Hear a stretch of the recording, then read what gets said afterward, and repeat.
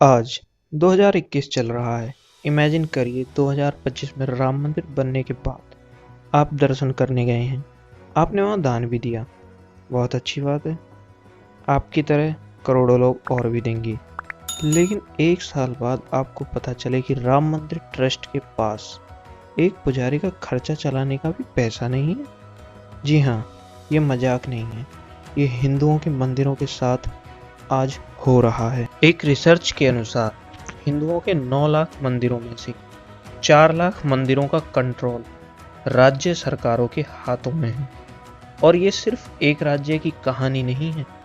इस समय 15 प्रदेशों की सरकार ऐसा कर रही है, चाहे उनमें झोला उठाकर चलने वाले की सरकार हो या एप्स दिखाकर सरकार बनाने की बात करने वाले की हो।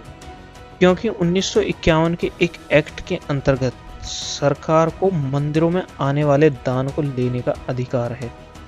सिर्फ मंदिरों के दान का, न मस्जिद, न चर्च और न ही गुरुद्वारों के। पहले जानिए इस कानून के बारे में।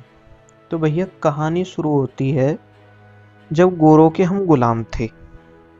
कहानी तो वैसे 1817 से शुरू होती है, लेकिन आप ज़्यादा पुराने दौर में न पहुंच जाएं, इसलिए हम 1925 से शुरू करते हैं। तो 1925 में मद्रास धार्मिक और परोपकारी न्यास अधिनियम, इतना लंबा चौड़ा नाम से एक अधिनियम पारित किया, जिसमें सभी धर्म और उनके स्थल शामिल किए गोरों ने। क्योंकि उस समय धार्मिक स्थलों पर लोग इकट्ठे होकर स्वतंत्रता आंदोलन की रणनीति बनाते थे।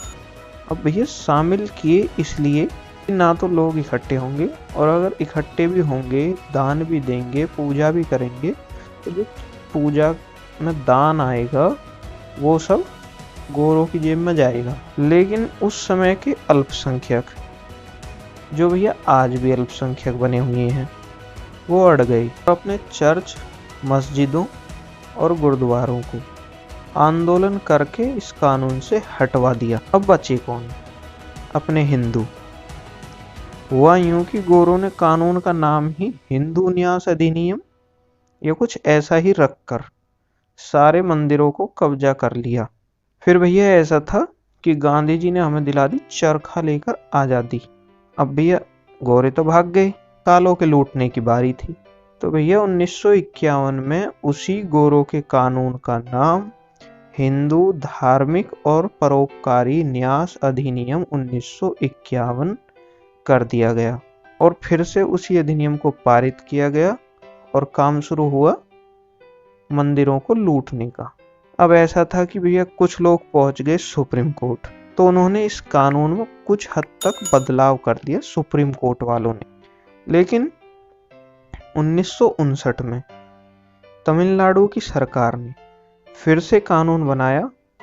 क्यों? क्योंकि उनको तो अपना पेट पालना था, और जितने भी राज्य में मंदिर थे सबको अपने अंडर में ले लिया। हैं कि अब तो सारे नेता चिल्ला चिल्ला कर बोलते हैं कि जी हमारी सरकार धर्मनिरपेक्ष सरकार है, लेकिन हमाम में सब नंगे हैं।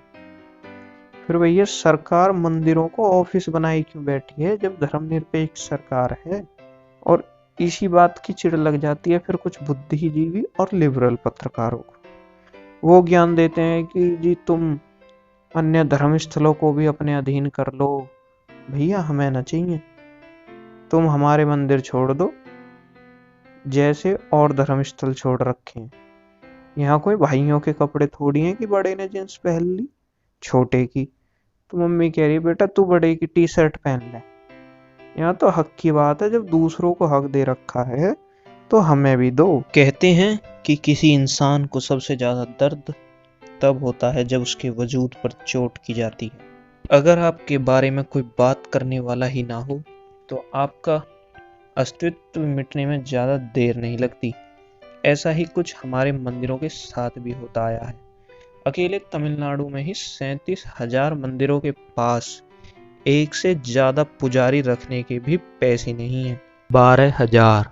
तो मंदिरों में पैसों की तंगी की वजह से पूजा पाठ बंद हो चुकी है। साउथ इंडिया की राज्य सरकारों के पास इतनी ताकत है कि वो चाहे तो मंदिरों के पास नोटिस तक भेज सकती हैं। जब देश सेकुलर है तो सरकार का काम मंदिरों को कंट्रोल करना कैसे हुआ?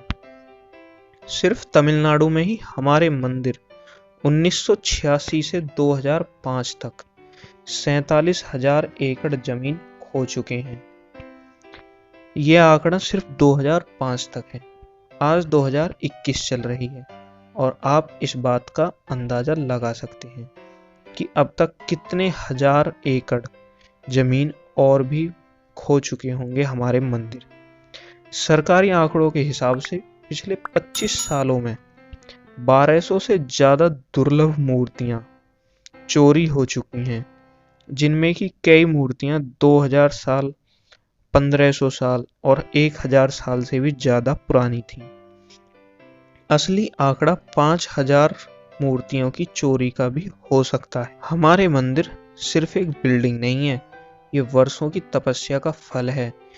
हमारे पूर्वजों की पीढ़ियां खपी हैं इन मंदिरों को बनाने में और रख रखाव करने में। जो देश अपना इतिहास भूल बैठता है, तारीखें भी उसे भूलने में देर नहीं लगाती। हमें सद्गुरु जी का धन्यवाद करना चाहिए, जिन्होंने इस मुद्दे पर अपना बहुत ही अच्छा समर्थन जुटाया है।